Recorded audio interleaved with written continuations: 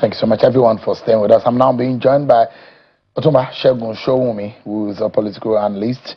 Is live for us here in Abuja. So, many thanks for joining us tonight. So it's nice to be here. Appreciate it. I mean, how do you feel? The campaign season is here. It's upon us already. You know, first of all, we have to thank God Almighty that in our history, this is the longest reign of civil rule. But ironically, from the build-up going towards 2027, I think this is the most important and incidental election of all the elections we've had in the past. Why so? Very good. The energy level, the rhetorics, what is at stake, the balance of the country is a bit on the high side. So I found myself singing a song when I knew I was going to come to you today. It's a Yoruba song, but I think you will like it. I said, I was calling the name of the president in our Yoruba language. And I said, Ọlọ́run tó lẹ́rù abá ẹgbẹ́ Àkànbí. Ọlọ́run tó lẹ́rù abá ẹgbẹ́. Ọlọ́run tó lẹ́rù ló lòṣùká. Ọlọ́run tó lẹ́rù abá. Because so much is at stake. Invariably, you will tell you in that song, I may interpret for our viewers who don't speak Yoruba language, you are saying to Bola Tinubu that God will help him to sail through this journey, and this burden, he will be able to carry it successfully. Do you know why? Is that no psychophancy? No, that can it be when I'm praying that the whole thing should work well. Listen. All of a sudden, one second. You are campaigning for Bola Tinubu. Listen, I've not even started. I'm going to campaign for him. Everybody knows really? that. Yeah. Just hold on. Have you been insulted? By who? Bola Tinubu. You see, it's an insult on me to even think I've been insulted. If it is sorting, I know where money is and I know how to get it. I'm just too passionate about the direction I see the country go. But I don't want us to get it. We'll come into No, because the question now. Let me tell you why we'll get. You were an Atiku man. That's a long time ago. Yes, I know. I backed him 2 elections back to back. The last time I checked, you're seeing PDP. Have I ever told you I've left? But you are campaigning for APC. Listen now, are you not aware that every nation will plan their democracy around their circumstance? The circumstance of the Nigerian nation that you see being about Rainbow Coalition, people being sympathetic to the president and other, including the Wike and co, is based on only one principle. How do we balance the democracy of Nigeria in an environment where the demography, that means the way population is growing in each of the zones, is different? It therefore follows that for us to have a modicum of predictability and stability, we must work along the principle of the pendulum. The reason is that if we don't do that, we will then be victims of where the numbers are. Now, if we become the victims of where the numbers are now, then how long can we go before it becomes extremely offensive? So for us to balance it, General Sani Abacha of blessed memory, it was not exactly silly when he created 6 geopolitical zones. It was because it is clear to anybody who loves the country that how do you balance the technicality and the intricacies of a multicultural, multi-ethnic country. Is Bola Tinubu doing that well? Is he balancing things out? Because the accusation is that he's doing very badly in the balancing effect that could hold our nation. There are allegations against him that is not being fair to some. That accusation that if he gets to the north, he's going to be utterly rejected. And you heard what my previous guest said. You know, listen, Dr. Akim Ahmed. Listen. That Bola Tinubu can't be beaten. Every time I listen to top-level, supposed northern intellectual of the like of Ahmed, one thing always bothers me. In all of the years that this country has stayed, do they even have the courage to look at the developmental and human capital indices on the north and speak to the issues? Why do they hyperventilate only when they're talking about the federal government? And that which is saying is not correct. Well, there is the danger of assuming that because you are angry, you are political, you are interested in one candidate or the other, you have some sinister agenda on how you think things should go, and you want to bully everybody with your supposed human capital whatever the quality of that capital is, it totally means that everybody in the north is angry. Let me ask you. The other day I checked casino. You know, I've been in this game of trying to win an election, and if you know how to lose, you must have to know how to look at where the winning numbers are.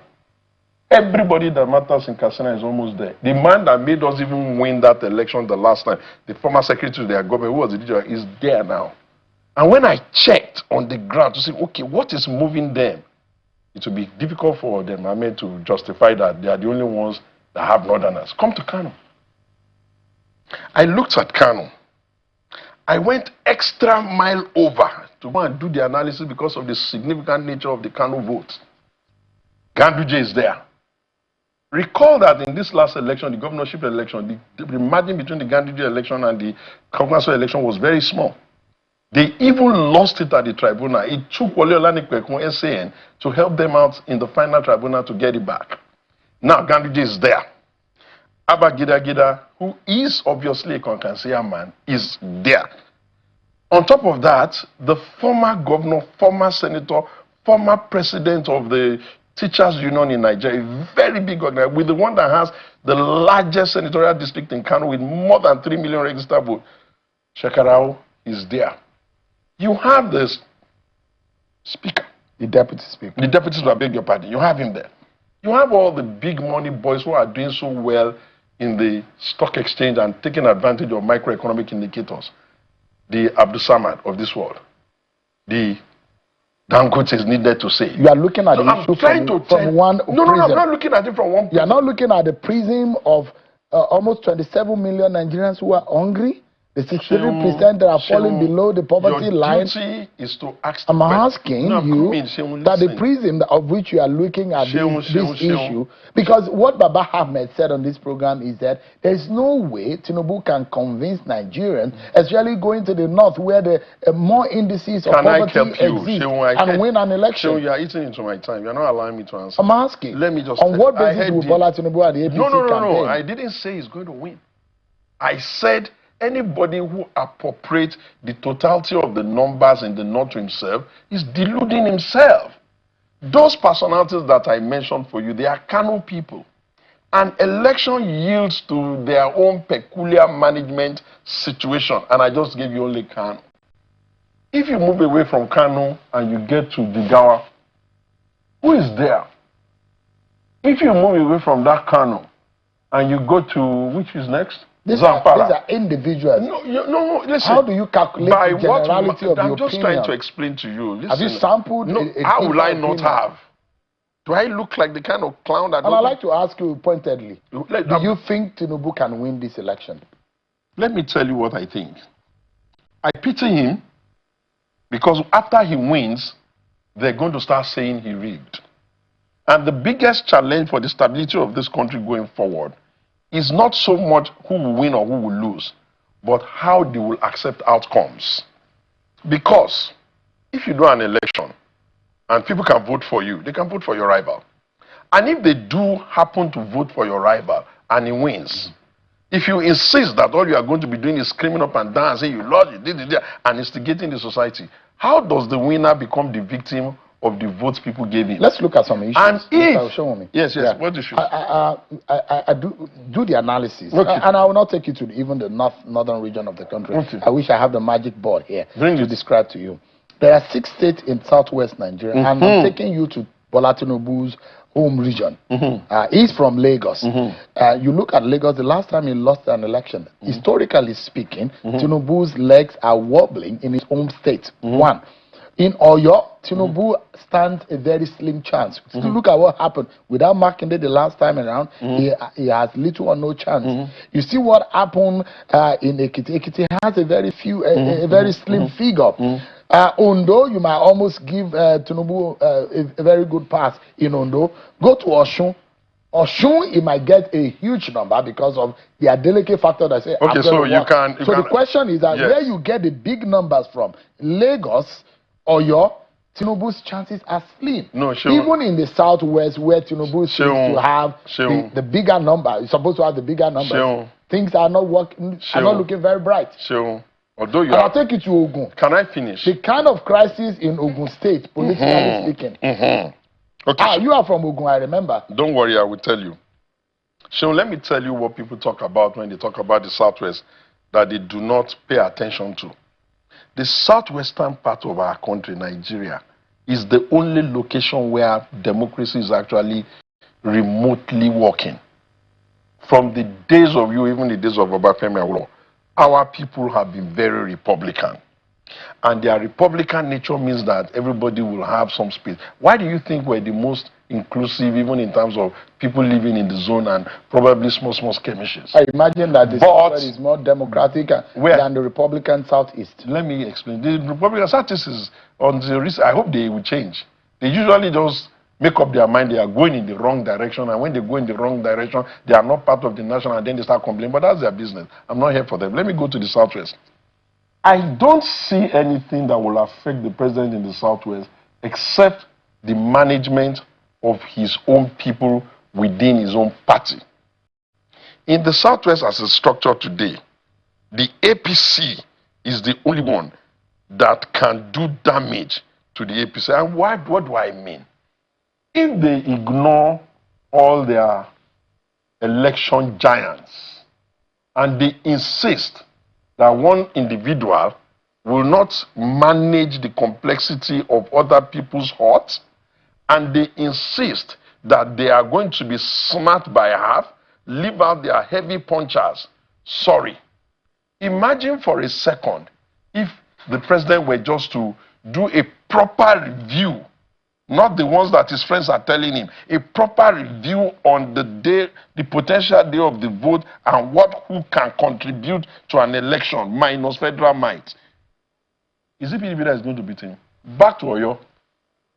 Most people don't know. Before you go to Oyo, just for a moment, in Ogun, for example, you have a GNI, you have Honorable Akinlade, those who were contestant against Yayi. So I think the problem with Yayi there. But the problem is that Akinlade, for example, has no ticket. And you are talking about the heavy punchers. No. That's, you see, when I said the heavy punchers, those who are, and I've heard a lot of people in Ogun State, and why I think that yes, you have an Oshoba who is. Baba is not a heavy puncher. No. I'm saying that those who are supporting Bola Tinubu in Ogun State. But if you take away GNI, take away Honorable Akinlade, these are the ones that are being on the ground. Okay, let me agree. If they are angry, so you know the problem we should have done a 1 hour program. Boyega is back on the ballot as for his House of Reps. If they disregard Isiaq Abiodun Akinlade, 4 times rep member, I pray to God Almighty they don't pay dearly for it. He's from Yewa. He's from Ipokia, Yewa South. That guy, I tell you, cross my heart, hope to die, is phenomenal when it comes to give back to the grassroots. I don't know what will happen there. Why will anybody even say a 4-time rep should not go back so that he will be a potential leader of the house? Have you not spoken about Benga Daniel? I'm coming. You know, in Benga Daniel's own remote case, his situation is slightly different. And it will be in his best interest to analyze it well. What do I mean? Typically in Ogun State, it's a very tough work to get anybody who has gone to the Senate to go back to the Senate. I don't know why it's like that. We have not got any history of anybody who goes to the Senate back to back. Ironically, where Otuma Benga Daniel comes from, which is Ogun, and is my leader, the challenge he will have is that if you are contesting ticket, not general election, with a governor by the mistake of 1999, which Obasanjo caused in this country by saying that governors are leaders of party, which has been the tradition up till now, how will a governor lose primaries to you? He will have all his local government people there. So that's almost like a fait accompli. The challenge for the president, which I have been screaming even before they got to this level, is that, Mr. President, you cannot, with due respect to if you know you're interested in your election, look at Ogun, have potential 3 friends screaming and squabbling among themselves, and you haven't called all the stakeholders. What are your people telling you? I would have expected you to call all the stakeholders and tell them, gentlemen, this is what is at stake. They are not kids. How do we Who's going to be this? Who's going to... And besides, are they the only ones that don't? People like me have not been anything now. Do you see me quarreling and shouting and saying we will break the state? So I tell you again, the only thing that will affect the APC in the Southwest is its internal contradiction. All right, give me a moment. We need to take a short break. We'll come back and we'll conclude with Mr. Sowunmi.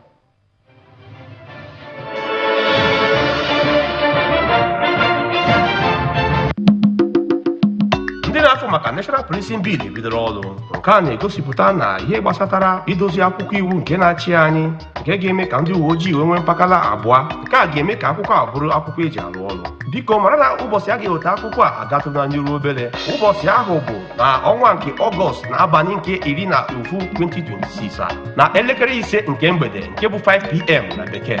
E mere nke a ka ndị niile ihe gbasatara ka ha nwee ike itinyere uru bara uru nke ukwuu. Maka inweta ozi ọzọ So much everyone for staying with us. Sowunmi has been speaking with us. The conversation around 2027 is whether or not the man who promised is going to change the lives of Nigerians, is going to turn things around, will be able to convince Nigerians he has done it at the polls. And the campaigns have started. The final moment for you, Mr. Sowunmi, tonight is you are a supporter of Bola Tinubu. Of his policies. What policy? The policy of poverty? So don't eat my 2 minutes. Don't waste it. I need about an hour to explain to you. Any sensible person who loves our country and who has followed it for some time will ask himself that if you had a tax situation that was written in 1923, are the others who have been president before now, are they blind? Why did they have to be the one to rearrange it? If you had a schooling situation where people cannot pay schools and everybody is also running out of school children and somebody starts nail fund, are the others insensitive? Why did they do it? If you had a situation where our multimodal policing is requiring a bit of tinkering to broaden architecture, why didn't the others do it? If you had a situation where you are looking at the country and you want to plan, you wanted to plan around this zonal advantage, and somebody creates a zonal development commission, for instead of people like Baba to be screaming on the Zonal Development Commission of their zone that, gentlemen, we cannot be lagging behind. Why didn't the others do it? If you had a situation where your monies are now so that your governors are getting more, your local governments are getting more, even the federal government has more, and you are leaders of the place, you are not talking about what's happening at the base. But sadly, more people are poor. There are more poor people than Bola Tinubu met. I have always said that more hungry people, listen, almost 30 million people, 27 million people, hungry. Listen. One of the things that tells a nation that it has come of age is when it is no longer mesmerized by the data of Bretton Woods, IMF, World Bank, and all that. No nation has developed significantly by allowing the IMF to be pulling it back. But the same figure that said the microeconomic... Don't worry about what... I'm saying nobody even does it like that. Did the Chinese do it like that? The Indonesia do it like that? This country has come of age. And we must be able to say that what is before us now is consensus around development and stability. And on the poverty numbers, I don't agree. For you to be able to look at the poverty number in a nation like ours is to I blame the Nigerian Society, Statistical Bureau and the National Orientation Agency. You have to de-aggregate the data. They say when you some of you are the ones deceiving. Am I the president? Am I in this party? Can you let me just make my point? If you disaggregate the data, you will be able to see how are the zones doing. Where are they pulling their weight? Where do they need help? Where do we need to do more? Those are the thinkings behind the Zonal Development Commission. Because what you will consider as an economic policy that is good for maybe Southwest and Lagos may not be the right policy for them. So you are saying Bola Tinubu can win? You see, I do not, any election, any vote that has not been counted should not be called. But if what the deep dive data that we were looking at, what are the others even saying is the alternative policies? Why do they want to take advantage of the ignorance and the illiteracy of some of their people by saying, we no go agree? We no go agree what? Sowunmi, we are totally out of time. Sean, we should do like an hour. And please tell them, if you want to do narrative for a nation, there are two ways. There are those who will come in and do it surgically like a surgeon and remove the problem. Right. And there are those who will come like a butcher and start smashing everything and make it worse. I dare say I'm the surgeon. Dare say. Sowunmi, who never read medicine but want to be a surgeon. That's our show for tonight, everyone. Many thanks for watching. I'm Sean Okimale. God bless Nigeria.